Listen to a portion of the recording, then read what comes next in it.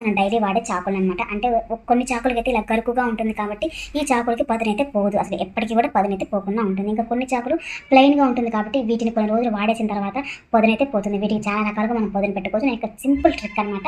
Steel scrubber ఉంటుంది కదా! దానిని ఈ చాకుకి 2 వైపులా కూడా కొంచెం జాగ్రత్తగా మనం ఇలా గిరినట్లుగా చేసుకోవాలి. అది ఆ చాకు ఇలా గిరేటప్పుడు మనకి చేతికైనా తగిలే ఛాన్స్ అయితే ఉంటుంది కాబట్టి కొంచెం జాగ్రత్తగా ఈ స్క్రబ్బర్‌ని ఇలా రుద్దినట్లుగా చేసామనుకోండి పదునైతే వస్తుంది. అంటే ఇలానే చేయాలని కాదు. మనకి పనైతే జరిగిపోతుందనమాట. ఇంకా తర్వాత టిప్ వచ్చేసి వెల్లుల్లిని వలిచే ఐడియా. అంటే వెల్లుల్లిని వలవడానికి చాలా రకాల టిప్స్ అందరికీ తెలుసు. మాక్సిమం నేను కూడా చాలా రకాలు షేర్ చేశాననమాట. ఇంకా ఇదొచ్చేసి ఇంకొక టిప్ అనమాట. అదేంటంటే చాకుతో వెల్లుల్లిని బయట వైపున ఇలాగ కొంచెం కట్ చేసినట్లుగా చేయాలి.